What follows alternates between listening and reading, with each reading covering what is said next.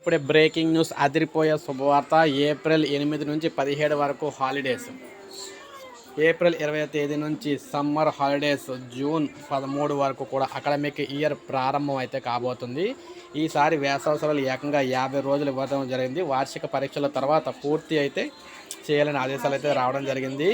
AP తెలంగాణలోని పాఠశాలలో ఒంటిపూట బడులు కొనసాగుతూ ఉన్నాయి. అలాగే ఎండలు విపరీతంగా ఉన్న సందర్భంగా ఈసారి వేసవి సెలవులో కూడా వేసవి సెలవులు తొందరగా వచ్చే అవకాశాలు అయితే ఉన్నాయన్నమాట. ఏప్రిల్ నెలలో పాఠశాలలో కాలేజీలకు వరుస సెలవులు అయితే రానున్నాయన్నమాట.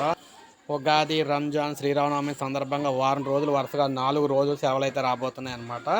అయితే వీటితో పాటు రెండో శనివారం, ఆదివారం కూడా ఉండటంతో ఏప్రిల్ 8 నుంచి 17 వరకు వరుసగా స్కూళ్లకు సెలవులు అయితే రానున్నాయి. అలాగే కాలేజీలకు కూడా సెలవులు అయితే ఇవ్వనున్నారు. వేసవి సెలవులో కూడా ఏప్రిల్ 18 లేదా ఏప్రిల్ 20 నుంచి ఇవ్వనున్నట్లు సమాచారం. దాదాపు స్కూళ్ళకు 50 రోజుల పాటు సెలవులు అయితే రాబోతున్నాయి ఈసారి.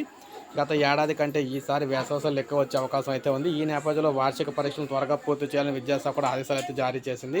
ఇక జూన్ 13న కొత్త విద్యా సంవత్సరం ప్రారంభం అయితే కాబోతుంది. సో చూసారు కదా, ఏప్రిల్ 8 నుంచి 17 వరకు మొత్తం స్కూళ్ళకి అయితే సెలవులు అన్నమాట. స్కూళ్ళు, కాలేజీలకు కూడా ఏపీ, తెలంగాణ 2 రాష్ట్రాలు కూడా సేమ్ సెలవులు అయితే ఇవ్వడం అయితే జరిగింది.